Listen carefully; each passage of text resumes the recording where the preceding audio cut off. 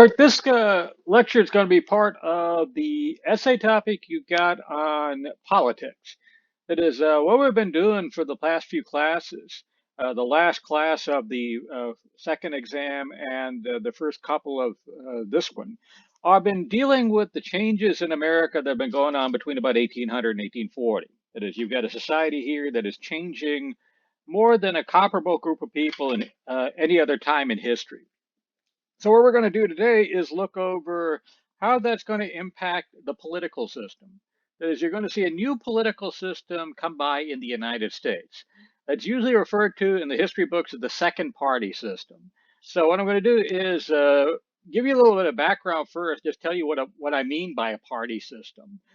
Then we'll go into the specifics of it, and then we'll look into why this was important. That is, the failures of the second party system and its successes are going to shape how the United States is going to wind up going into the 1860s.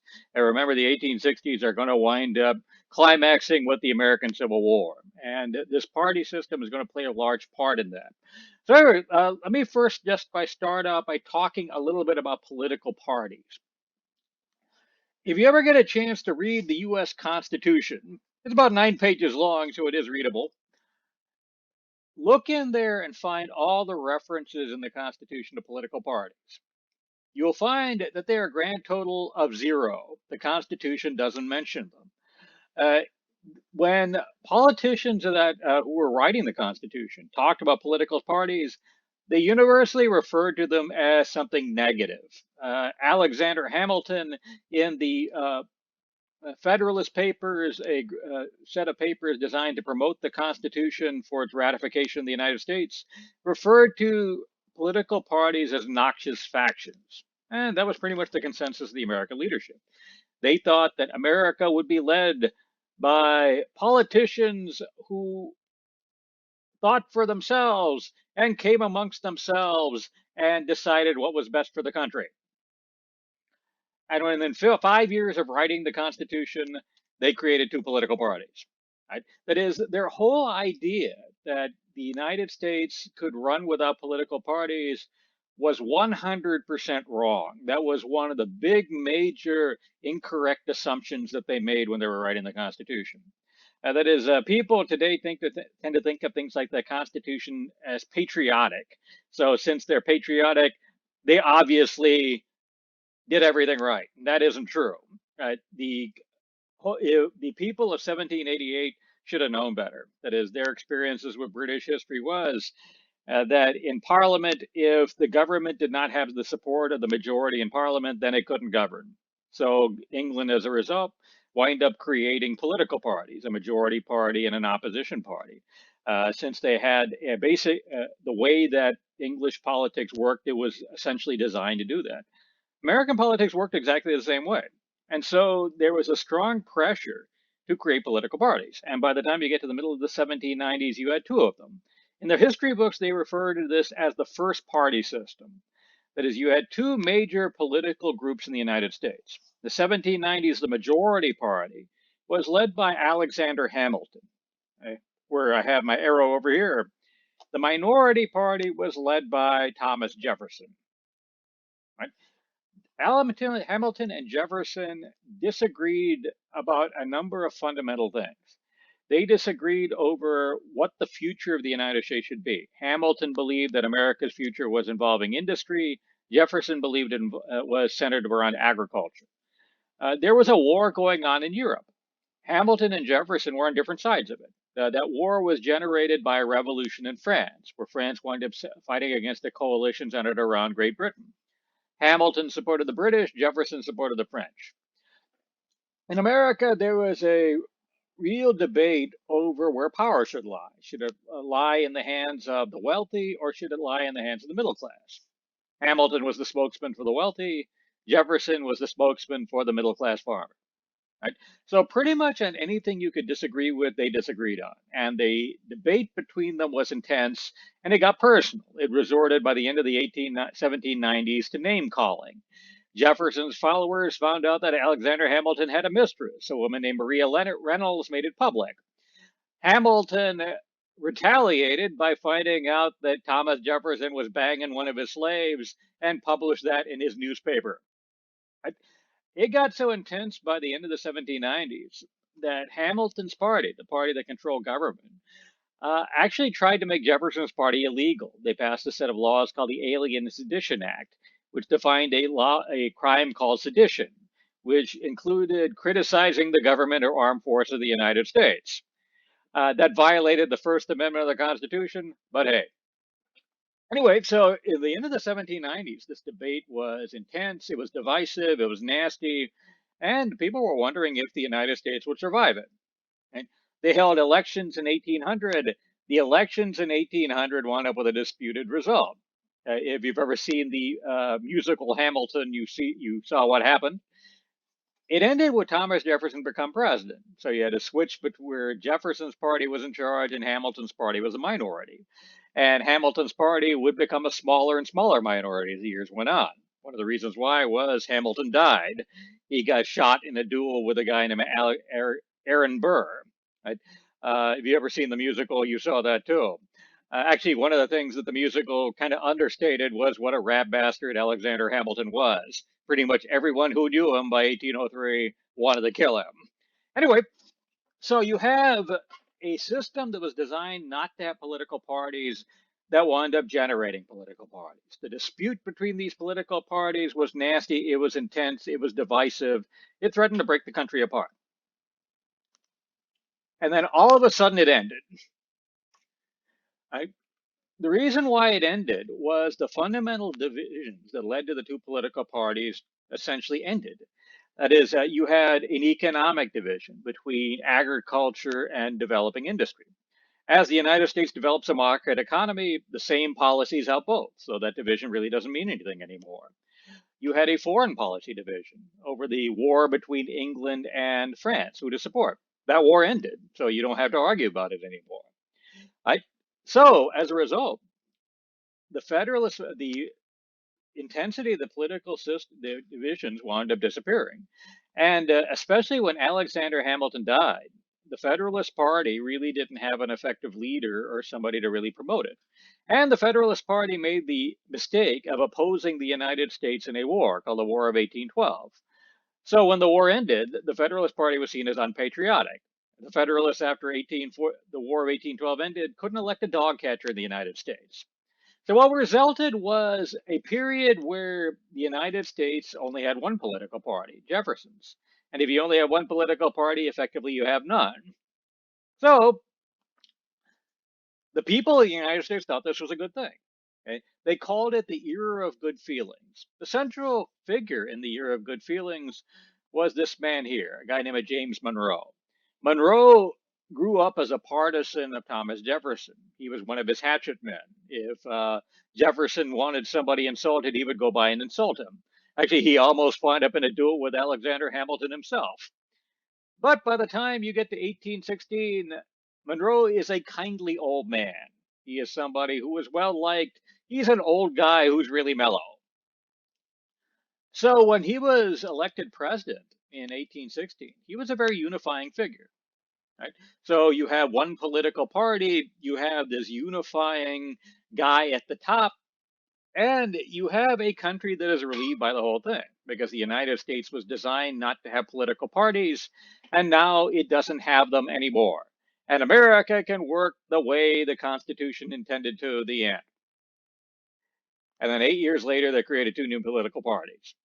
Because as I said, the way the effective design of the American government is, it's going to generate two political parties. It's going to have an opposition party and a governing party. It's just the way it's going to work.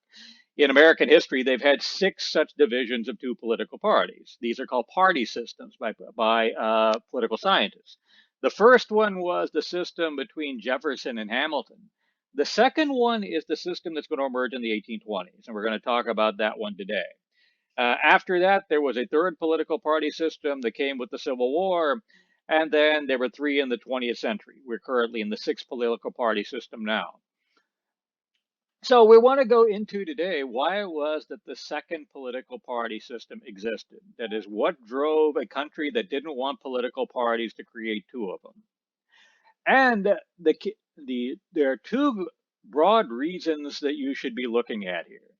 That was that in the time of the era of good feelings, that is a time when the country thought it was unified, there were actually deep underlying divisions within the country, right? And those deep underlying divisions set the country apart.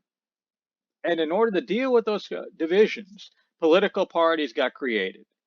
They just didn't work the way they did in the first party system. In the first party system, when you had divisions, you had parties designed to appeal to the divisions. The second party system is going to work differently. The second party system is going to try to actually to bury the division. So we're going to go over that. Now let's start by going over what divisions there were in the United States. That is, if you were in America in 1817, what beneath the surface was really dividing the country? And it turns out there are two powerful forces that are doing it. One is the whole development of the market economy, because the market economy is inherently going to divide people. Okay? In a market economy, you're going to have different people with different interests, and those are going to be divisive. The second major force that's going to divide the United States is going to be slavery. And slavery was the big unresolved issue of the Constitution. Since they didn't resolve it, they didn't end it. Slavery is going to get more and more divisive as the years go on. And both of those divisions wound up getting exposed in an event that occurred in 1819. It was called the Panic of 1819, right? In a market economy, you have what's called a boom and bust cycle. That is, there are times when things are really good and times when things are really bad. This was not the way the United States worked before. That is, before you have a market economy, pretty much everything was in agriculture and everything stayed the same. The only time you would have times particularly good or bad is if there was a weird weather condition or if there was a war. Right? The market economy works completely differently. You can have the entire economy collapse for reasons that if you just look around you on the street, you wouldn't notice. Right? If you remember 2008, you saw that. Or actually, if you were looking around today, that is, you see the economy going very badly, and it's difficult a lot of times in order to try to figure out why. That's just something that is built into a market economy. So let's look at and see this one. Okay, in the United States, in its history, they have had six major financial panics. That is, times when things got bad because of a failure of the final financial system. The six panics were in 1819, 1837, 1873, 1893, 1929, and 2008. The Panic of 1819 was the first one of those, the first major depression in the United States when they had a boom and bust cycle in a market economy. And the first one of those was caused by a financial crisis.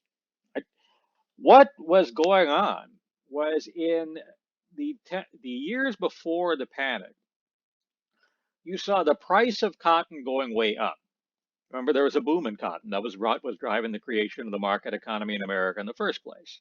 Because of this, a lot of people wanted to buy cotton lands and wanted to buy slaves.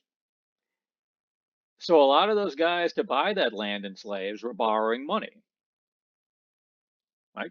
Their idea was, I will borrow money now, I will buy this lands and slaves, I will produce cotton, I will sell the cotton, and I will use the money in order to pay off the debt. And I will make a profit too. That's kind of standard thinking. You see that in routine in investment today. You see that routine in things like the stock market, routine in business. The problem with that is if you get over aggressive about borrowing, right? If you borrow too much, then you're very vulnerable. That is, you're borrowing with the idea that you could sell that cotton and make money. What happens if the price of cotton goes down? Also, if you borrow a lot, even if the price of cotton is high, you can't pay off the entire debt before the debt comes due. That is usually the way that mortgages worked in those days. Was you would borrow the money to buy, say if you're going to buy a house. Today, if you get a mortgage to buy a house, they give you a 30-year mortgage. That is, you pay off the principal and the interest over the course of 30 years. In those days, you would get a mortgage that would be a lot shorter, 5 to 10 years. And the payments you would make would be just the interest.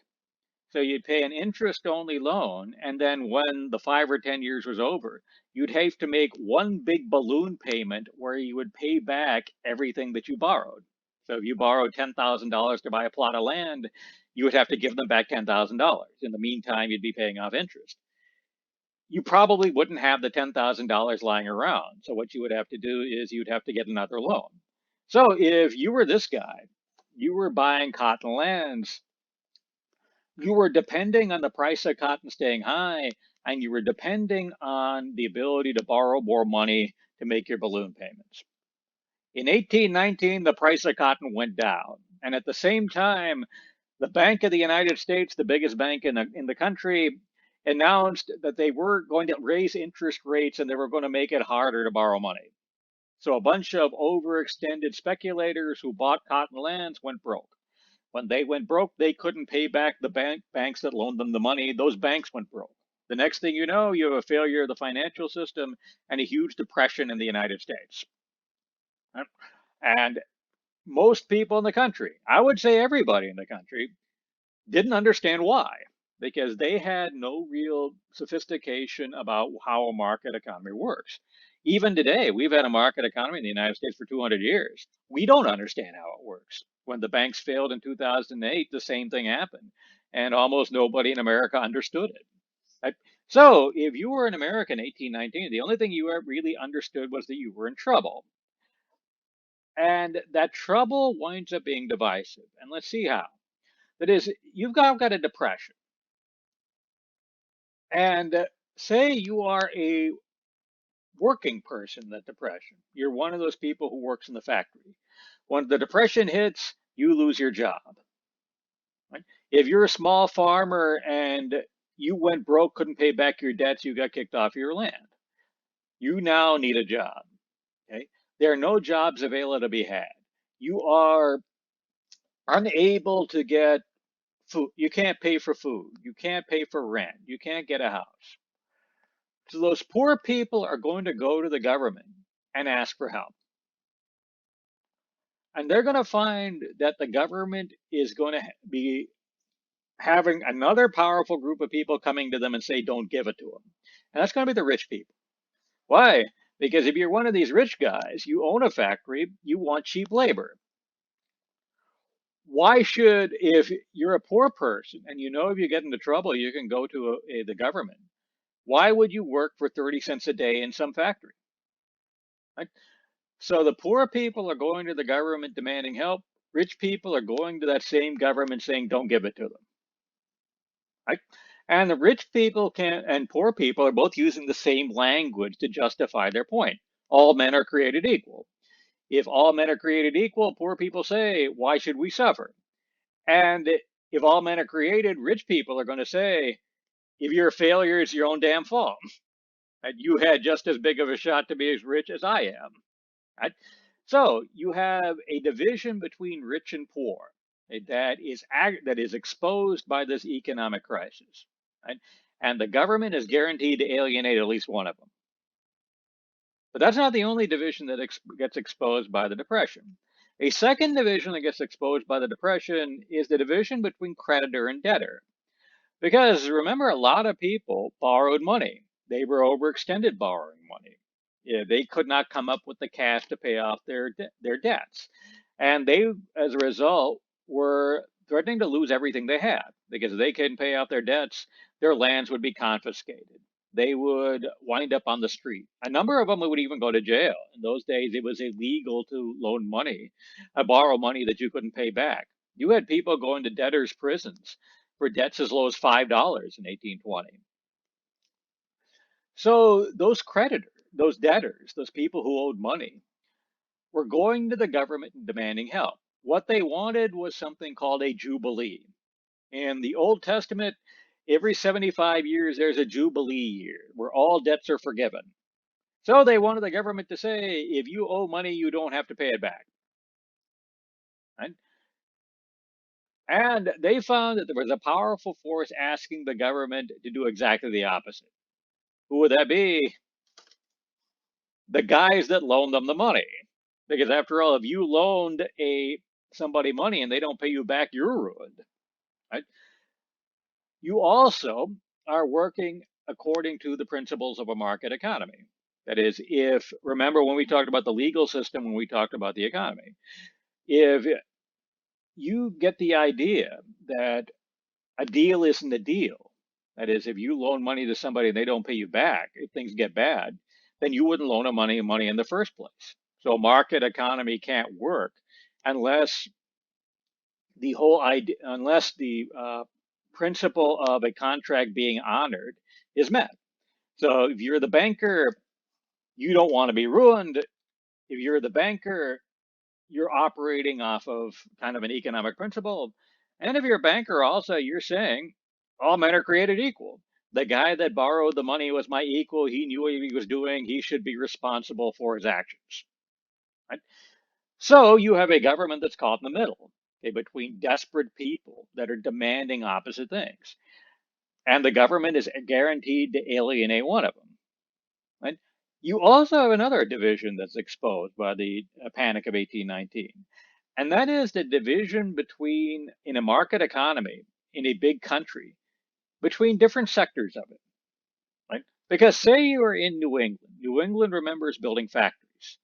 Say you're the rich guy that owns the factory. Right? You have borrowed a lot of money to build that factory. Right? You have put all of your wealth into it.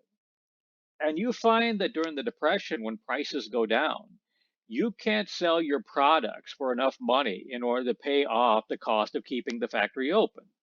Right? So you, as a rich guy, are worried about being ruined. Say you're a poor man, you work in that factory. If that factory shuts down, you lose your job and you lose everything. So factory areas want help. What kind of help can they get? Well, they go to the government and ask the government to create something called tariffs. Tariffs are taxes on imported products. Their thinking is if we got a cloth factory, right, and we're selling cloth that's competing against cloth that's coming from England, cloth that's coming from France. If there are taxes on that French and English cloth, then people will buy American cloth. So the factory owner can keep the factory open, right? And the factory worker can keep his job. So people from factory areas are going to Congress and demanding those tariffs. And they find that there is intense opposition against it. The opposition is coming from farmers. Right? Because if you're a farmer, you buy factory produced products. Right? Farm prices are going down too. So these tariffs will take money out of your pocket and could ruin you. Right? And worse than that, if you're a farmer, okay, farmers, especially cotton farmers, are exporters. That is, they sell stuff to places like England and France. And if you're in England and France and the Americans start taxing import products that you're selling them, what would the rational thing to do for you to do? How about to tax their stuff back to retaliate? So if you're an American cotton producer, you get the worst of all worlds by them putting in a tariff. The prices that you pay for products is going up, and you're going to be subject to the retaliation from foreign nations because you're the one exporting to foreign nations. Right? So you have an American government that's caught in the middle of all of that. They're caught in the middle of creditors and debtors. They're caught in the middle of rich and poor. They're caught in the middle of right factories and farms. And any of those divisions is strong enough to tear a country apart. Right? If any of you remember back to 2008, if any of you are old enough, you saw exactly the same thing there. That is, the economy collapsed, and you saw pretty much the same divisions coming around. Okay, poor people went to the government demanding for help, demanding health insurance, demanding unemployment. Rich people went to the government and said, "Don't give it to them." Right? Debtors went to the government and asked for debt relief. The banks went to the government and said, don't give it to them, so on and so forth. Today, you see the intense division over tariffs. Right? So you have in a market economy inherently you have inherent divisions because big market economies have a lot of different interests, and those divisions could totally tear a country apart. And the United States in 1819 is confronted with them all at once.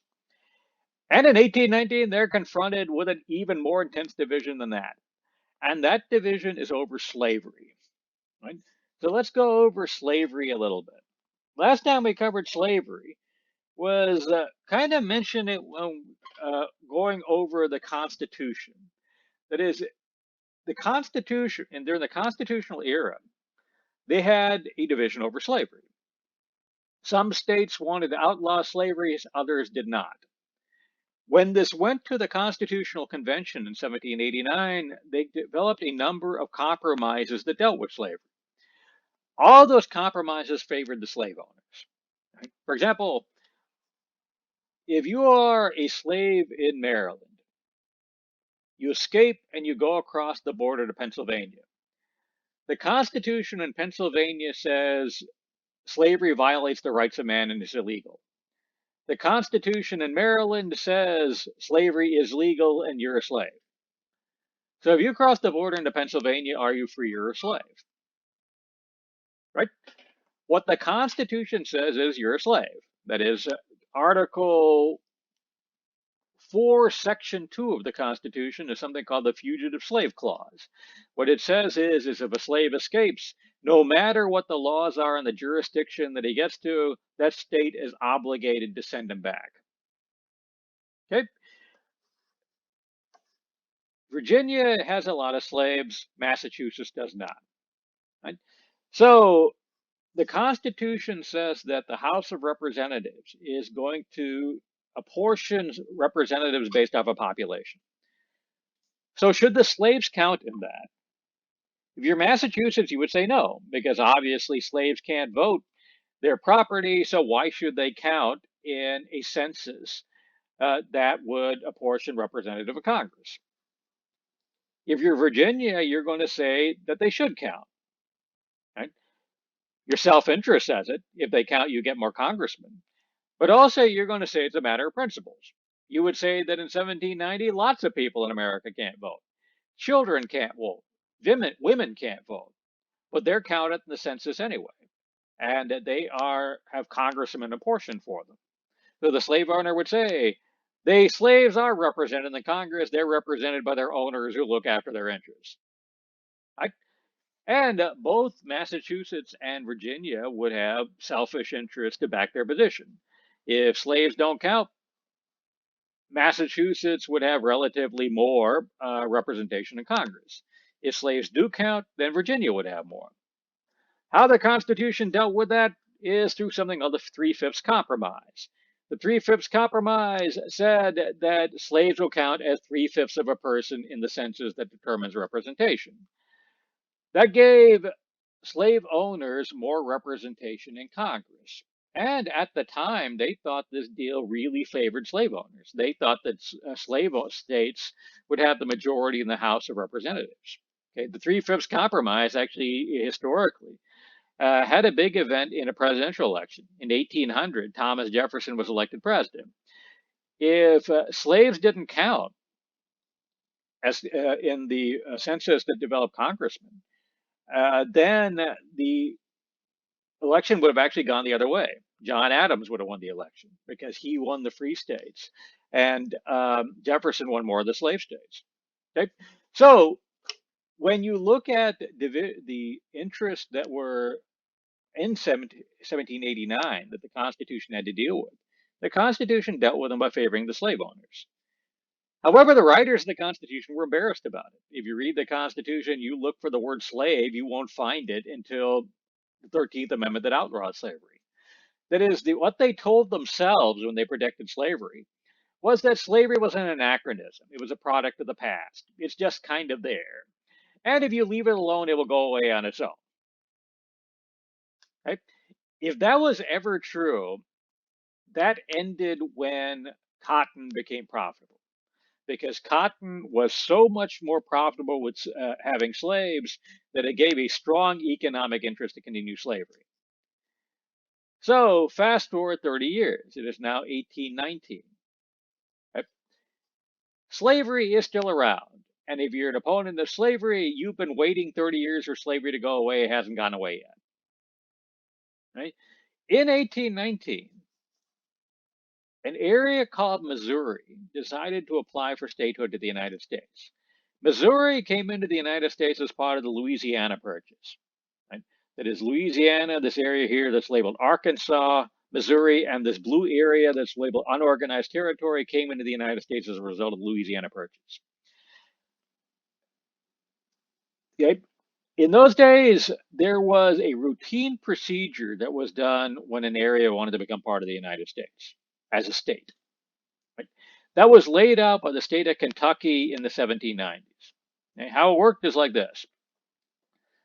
When 10,000 people live in an area, they can put in a petition to create something called a constitutional convention.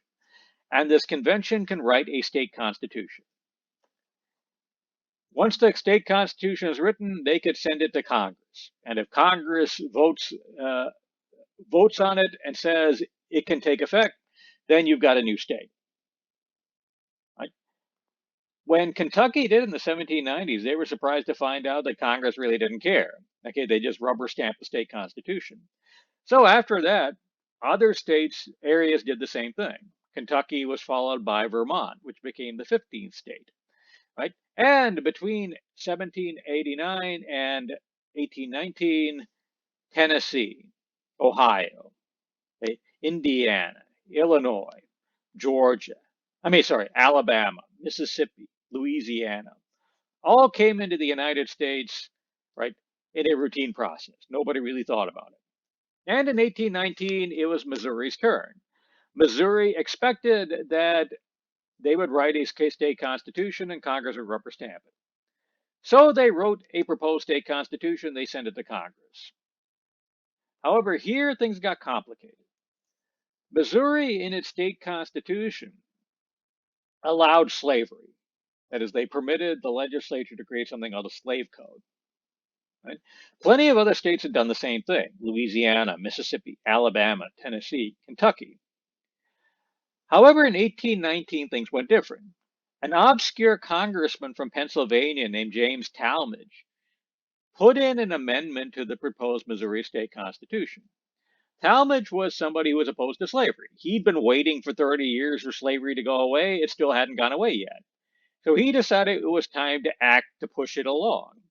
So what he did was he added to the proposed Missouri state constitution an amendment that said that Missouri would end slavery. Okay, follow? So he added this amendment. The Talmadge Amendment was voted on in Congress. Every representative from a state where slavery was illegal voted for the Talmadge Amendment. Every representative from a state where slavery was legal voted against it. This was the first such sectional division in the history of the United States. That is, if you heard the term North and South, really it starts here. Okay? That is, in the past, if they referred to something like South, what they referred to was everything in the United States that wasn't in New England. So New York was part of the South. Pennsylvania was part of the South. However, after the Talmadge Amendment, South means the slave states.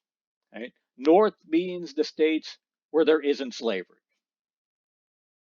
Okay? So if every congressman from a free state votes for it, and every congressman from a slave state votes against it, is it going to pass?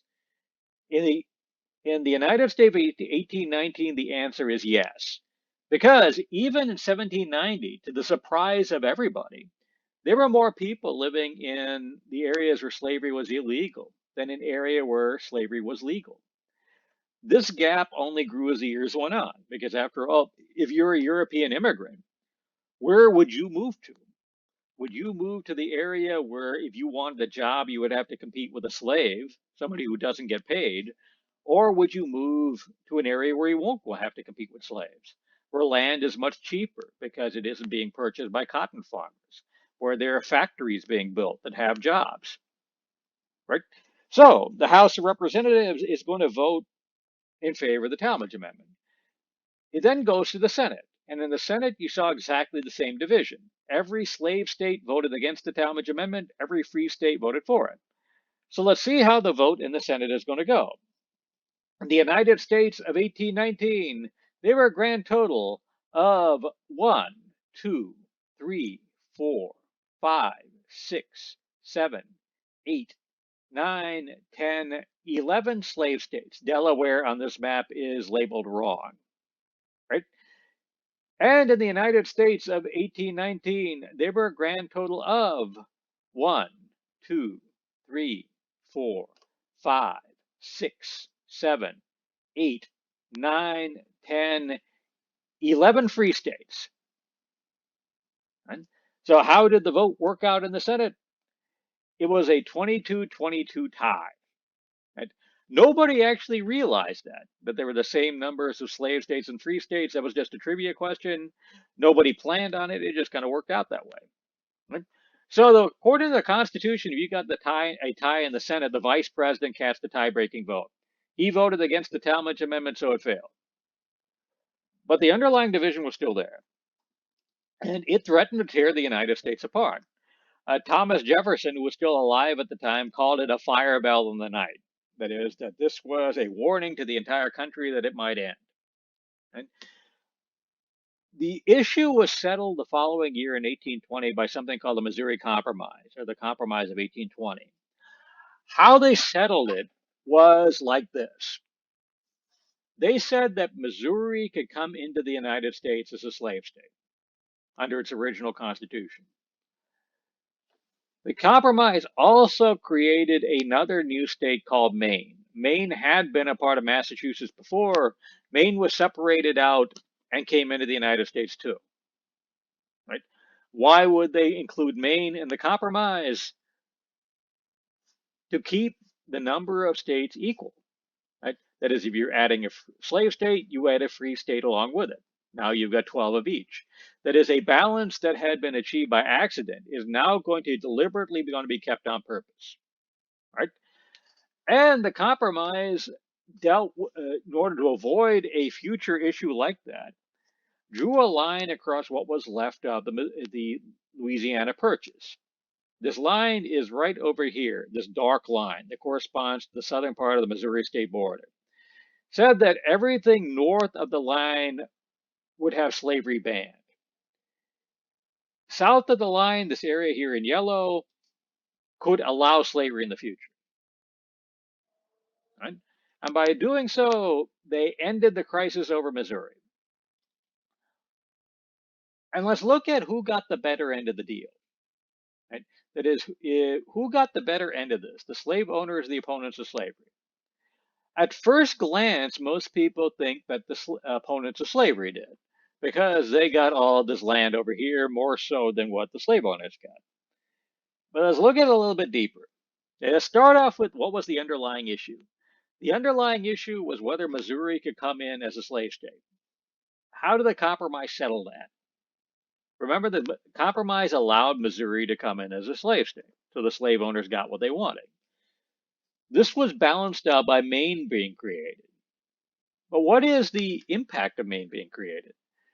Remember, the free states already have a majority in the House of Representatives. So slave owners aren't going to be able to pass any legislation unless the free states want it. Right? What the slave states have in 1819 is the ability to block legislation. Right? That is, if the Senate is a tie, then nothing can pass. So the creation of Maine really doesn't harm the slave states.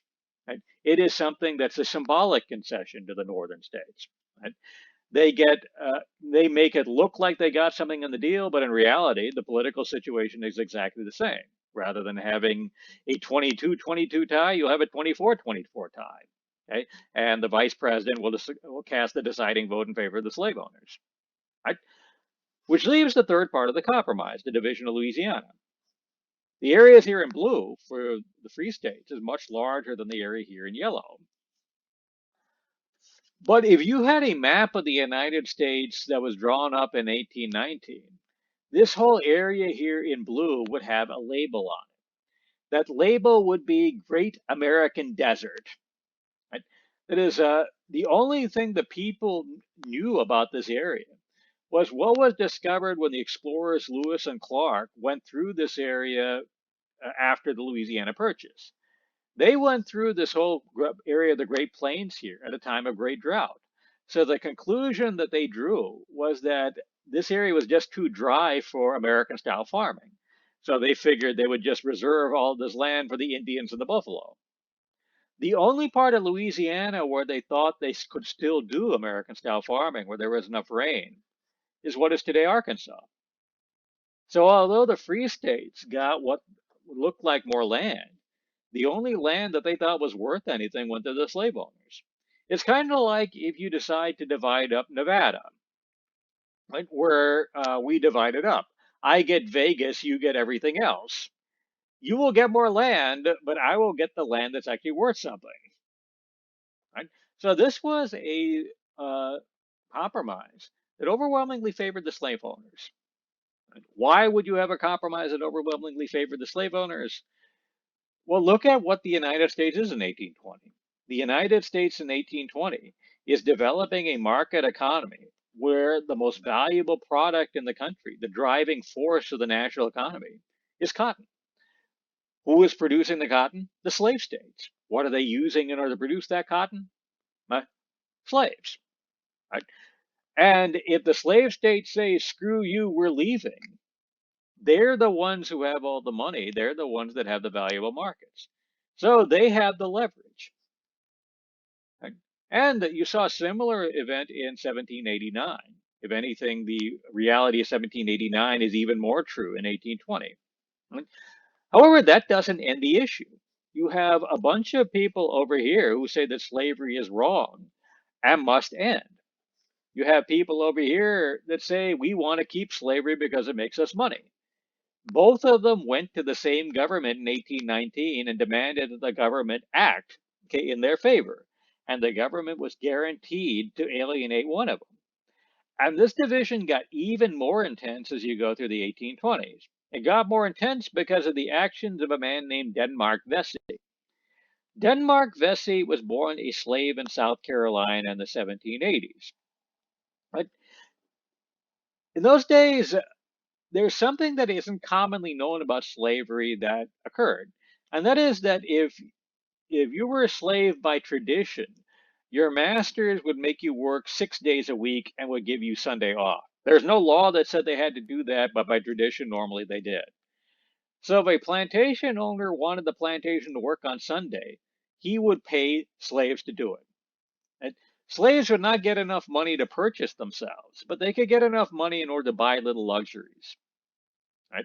And they were peddlers who would go to the slave plantations and sell them things like liquor, things like food, so on and so forth. If you ever seen the movie 12 Years a Slave, that's what, I forgot his name, the main character in 12 Years a Slave. It was actually a true story. Uh, that's what the character in 12 Years a Slave did. That is, he was a violinist. So he would play for the master's parties, they would pay him, and then he could pocket the money. Right? So there were peddlers who would go over and sell them things. Right? Denmark Vesey liked to put his money into lottery tickets. One day, Denmark Vesey won the South Carolina lottery. The state of South Carolina decided to pay him. So if you are Denmark Vesey, you are a slave and you win a bunch of money, what would you do with the money? He bought himself. So he got out of slavery and moved to Charleston, South Carolina, where by the standards of the 1800s, he lived a very privileged life. Right? That is, he was one of the few black people in America who would be free. About 10% of the black population was free, 90% was not. He became one of the leaders of the free black community in Charleston, South Carolina. And he became a deacon and a lay minister of the first black church in Charleston, South Carolina. His son would become a master builder and would actually build a building for that church. And that church actually wound up getting into the history books recently. If any of you remember the Dillon Roof Massacre, That is, a white supremacist named Dylan Roof went into a black church in Charleston and shot the thing up. That was the church that Denmark Vesey's son built. Right? So, by the standards of a black person in 1819, Denmark Vesey had it pretty good. But Denmark Vesey hated slavery. It burned him that slavery still existed. So he decided he was going to do something about it. So what was he going to do? He decided he was going to organize every slave in Charleston, South Carolina in a giant revolt. His plan went like this. He was going to organize all 9,000 slaves in Charleston, and they would, when the signal came, take over the city. Once they took over the city, they would commandeer boats in Charleston Harbor and have those boats take them to Haiti and freedom. Right? And by the way, this plan relies on two things that I don't think commonly are known today. One is the history of Haiti. Haiti was a colony of France where there was a spectacular slave revolt in 1791. And after that, the slaves of Haiti became free. And that was the only black run nation in the entire Western Hemisphere. So in the United States, among black people, Haiti was a symbol of freedom. Right? The other thing is about the whole history of blacks and sailoring. If you're a free black person in the 17 and 1800s, the best job available for you was to be a sailor. Okay? You'd be a manual laborer on a ship. So if you were in Charleston Harbor, you went on a ship. A lot of the crews were black, so there were people there who would be sympathetic to a revolt, who would be willing to get the people out. Right? This plot was incredibly grandiose, but Denmark Vesey organized it anyway. Until one day in 1822, one of the slaves that was cooperating with him ratted him out. Once the masters found out what was going on, do you know what they did? Absolutely nothing. Because this plan sounded so outlandish that the masters just didn't believe it. However, when Vesey found out that he was ratted out, he had to speed up the whole plan. He had to take more risks. And when he did, a second slave ratted him out. This time, the masters believed it. They arrested Vesey and 200 of his confederates, and they hanged them all. The end. However, Denmark Vesey's rebellion is going to teach the South a valuable lesson because the slave owners searched his house after the rebellion, and what they found in his house was newspapers. He bought newspapers and cut out articles. The articles he cut out were all about slavery. That is, there was a black abolitionist named Daniel Walker. He published an anti-slavery newspaper. Vesey had editions of that paper all over his house. He also had white newspapers where he cut out of the paper the debates in Congress over Missouri. So from this, the slave owners got a valuable lesson. The lesson was, if we talk about slavery, the slaves see it as division among white people and as an act of weakness. And this would be an invitation for a slave revolt.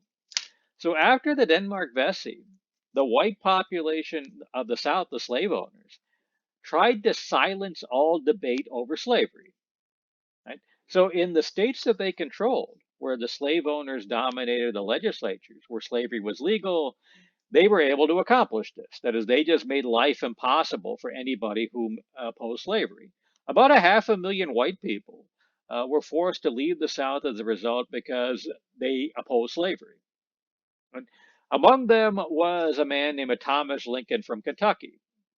He was anti-slavery for religious reasons. So, as a result of the hostility he got after Denmark Vesey's rebellion, he took his family across the Ohio River and went into Indiana, which was a free state. Eventually, he would take the family over to Illinois, where eventually his son Abe would make the South, hey, sorry they ever messed with the Lincolns. And ironically, Abe didn't even like his dad. Right? The two of them had issues. Right? So what you got here is a slave owning leadership in the South that doesn't want slavery talked about anymore. And you have increasingly a population in the free states that says that slavery must go away. This is an intense division. A division where not only where two sides disagree, one side doesn't even want the issue discussed. Right? So you have a United States that in the 1820s has incredibly divisive issues in it, divisions that could tear the United States apart.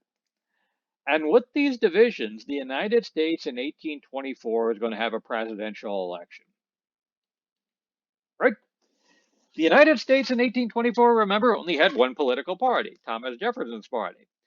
So it should be pretty straightforward who the new president is going to be. How they would decide it is the congressmen from Jefferson's party would all get together in a meeting. They called it a caucus.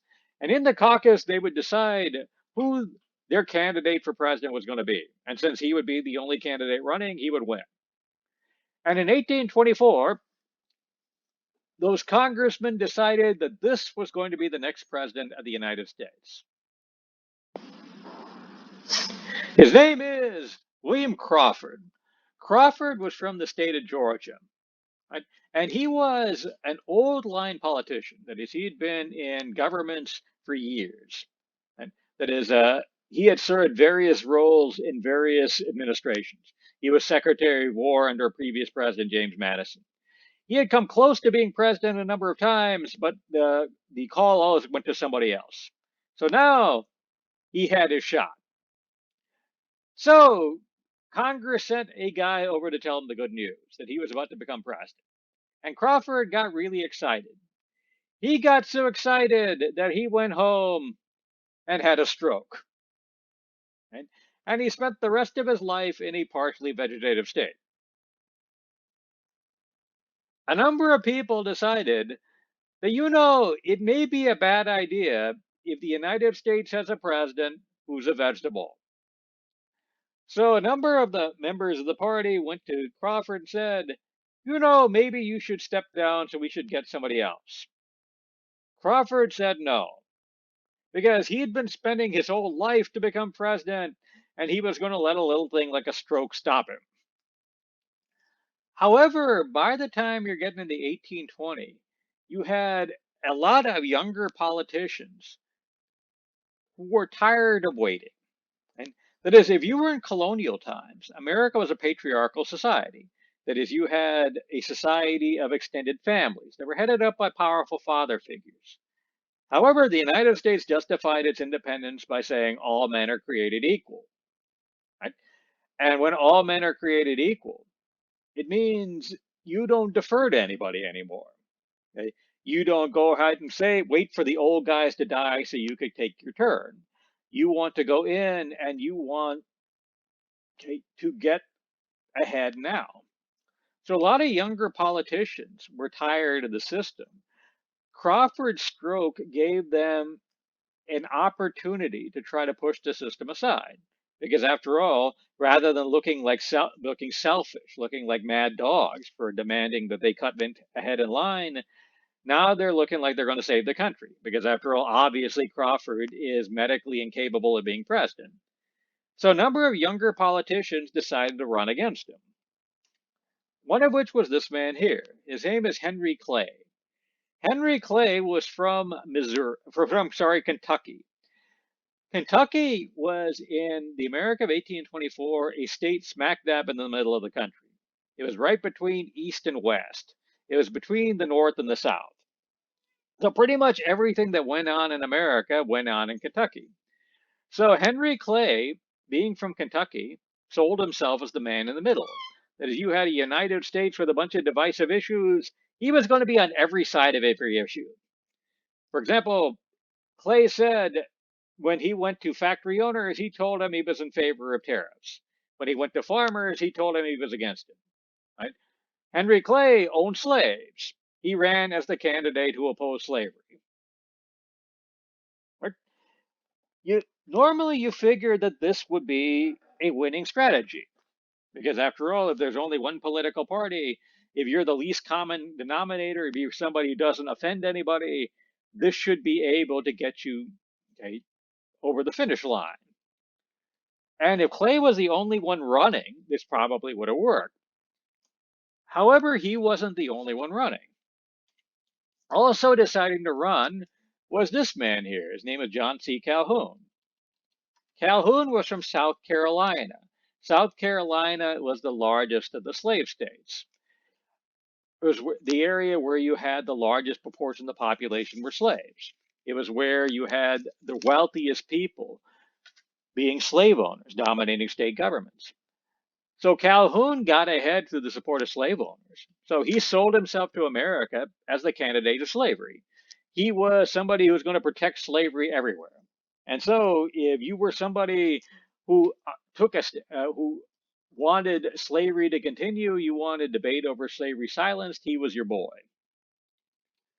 Also running was this man here. His name is John Quincy Adams. Adams was from Massachusetts. Massachusetts in 1824 was the largest of the industrial states. That's where they built the factories. So he sold himself to America as the candidate of the factories. He was what was going to do what was good for the factories. He was going to pass tariffs. Right? And also running in the elections was this man. His name is Andrew Jackson. Jackson was an interesting character. He was born on the border of South Carolina and North Carolina. We're really not sure which side of the border he was on, right? He grew up in kind of a backwoods family. They owned land, but were subsistence farmers. They didn't have any money. His father died when he was young, so he grew up under difficult economic circumstances. And then the Revolutionary War broke out. He and his brothers joined the Revolutionary Army to fight the war. He and his brothers were captured. Right? His brothers both caught smallpox and died in the camp. Jackson lived. Their mom came by to treat them when they had smallpox in the camp. She died too. Andrew Jackson lived. And Andrew Jackson apparently got in a fight with the British commanding officer of the camp where they were being held. The guy hit him in the face with a sword. Jackson lived.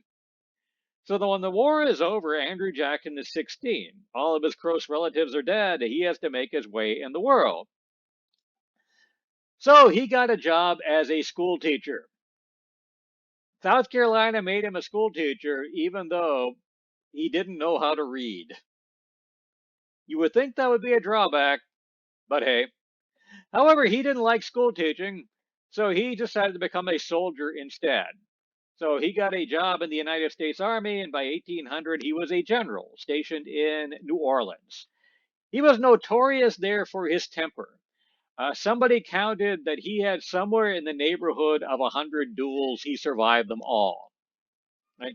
In one of those duels, the guy who was fighting got the first shot and shot Andrew Jackson in the chest. Jackson lived. Right? Jackson then took his pistol out and put a cap in the other guy's dome. That guy didn't live. Jackson killed about 100 people in duels. Right? By the way, Jackson would be sick for the rest of his life because he had a bullet in his lung. But hey, right? Anyway, when 1812, a war started out between the United States and Britain. Britain had a number of Indian allies in that war. So Jackson got a militia in New Orleans and fought the Creek Indians. He defeated them in a battle at a place called Horseshoe Bend. And then when the British tried to invade New Orleans in 1815, Jackson defeated them too. Those victories made him a national hero. Right? And he then stayed in command of his army. And in 1817, he decided to invade Florida. Florida at the time was a province of Spain. The government didn't tell him to invade Florida. He just figured it's a weekend. I got nothing better to do. So damn it, I'm invading Florida. Right? So by 1819, Florida has become part of the United States. Many of the people in the government thought Andrew Jackson was nuts, but he developed a following. The following was among common people. That is, if you were poor, you were a small farmer, Jackson was your hero. That is, he was somebody who came from you, right? He was somebody that you saw as one of you. Right? He was the hero of the common man. He was somebody who went out and got things done. Right? He was somebody who did not sit around and wait, read books, or any of that kind of stuff. Right? So what you got is in 1824 a number of politicians appealing to the various divisions in the country. In a country divided over slavery, you have a politician appealing to the slave owners. In a country divided over tariffs, you have a politician, John Quincy Adams, appealing to the people who favor tariffs. In a country divided between rich and poor, you have a candidate, Andrew Jackson, appealing to the poor. This was even though Andrew Jackson in real life was a wealthy man by 1824. That is, he was the largest slave owner in the state of Tennessee. He owned over 100 slaves in a mansion. Right? But he had an image of being a common man, and the public bought it. So, in that context, America went to vote. Okay? When the elections were held, John C. Calhoun, the candidate of the slave owners, looked and saw 5 people running for president. He saw nobody running for vice president. So he switched over to run for vice president. He figured he would sit around as vice president for 8 years and then he would take the job sometime in the future. So now you have 4 candidates running for president: Calhoun, Clay, Jackson, and Adams. This is how the election turned out. Right? Jackson won all these states here in green. Adams won all these states here in salmon. Clay won the states here in orange, and Crawford won the states here in blue. Right? And when you counted up the votes, Jackson got the largest number of electoral votes. Jackson got the largest number of popular votes. So you figure Andrew Jackson then won the election and becomes president. But it's not that simple. Jackson wins the popular vote. But remember, we talked about this before. It's only a technicality that the United States has a popular vote. That is, the Constitution says that something called the Electoral College chooses the president. It doesn't require a national election at all. This was actually the first time that you actually had a popular vote for president, where you had states deciding their electors by having an election. Right? So the fact that Jackson got the largest number of popular votes doesn't mean anything. What matters is the electors, and Jackson got the largest number of electors too. However, the Constitution says if you want to be president, you have to get a majority of the electors. As you can see here, there were 261 electoral votes in 1824. A majority is 131 of them. Jackson only got 99. So in 1824, as a result of the presidential election, nobody won. Right? What happens when nobody wins is, according to the Constitution, it gets sent to the House of Representatives. In the House of Representatives, the top 3 voters in the top 3 finishers in the Electoral College, which would be Jackson, Adams, and Crawford, will go to Congress. And the House of Representatives will pick which one of them will get to be president. How it's going to work is that each state will get 1 vote in that. That is, the representatives from the state will caucus together and they will decide how the state's vote will go. Okay? So the House of Representatives in 1824 got to decide the president, which means that the next president is effectively going to be decided by Henry Clay. Why Henry Clay? Because he finished 4th. So if he throws a support to either of the top 2 candidates, they could plausibly say they had the support of a majority of the country. And also, Henry Clay in 1824 had a job. He was Speaker of the House of Representatives. Right? So he knew where all the bodies were buried in Congress. He could get the congressmen towards a decision one way or another. He was the guy who was able to get the Compromise of 1820 passed. So Henry Clay got to decide who the next president was going to be. And he decided that the next president of the United States was going to be John Quincy Adams. right? And John Quincy Adams became president. Right? Why did Clay decide in favor of Adams? Well, for one thing, Clay actually believed in industry. He thought the future of America was having tariffs and building factories. So he got to support the person he thought was best for the job. Also, Clay hated Andrew Jackson. The two of them had a feud.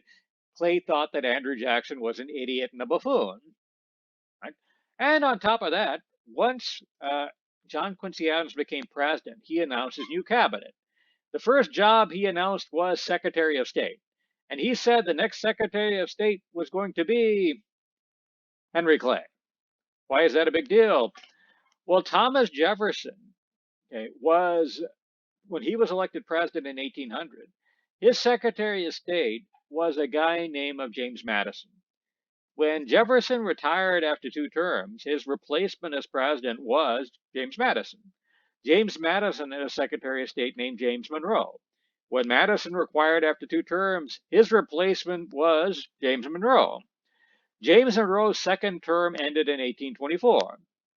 Anyone want to guess who his Secretary of State was? It was John Quincy Adams. So Secretary of State at the time was seen as the heir apparent position. So basically, you've got a deal here. You scratch my back now, I'll scratch yours later. You make me president now, I'll support you next time. Okay? So you're Henry Clay, a politician. This is the perfect deal. You get to do the right thing, you do what's best for yourself, and you get to screw your enemy at the same time. Right? And so John Quincy Adams becomes president. And Andrew Jackson went home totally pissed off because he was an uneducated buffoon. Henry Clay was right. He was somebody who barely knew how to read. He never read the Constitution. He didn't understand it. Right? All he saw was that he got more votes and didn't win. So he went around the country and told anyone who would listen that this election was a corrupt deal, that he was robbed of the election. Right? Ordinarily, this would get ignored. However, Jackson was extremely charismatic, and he had a lot of popular support in the country.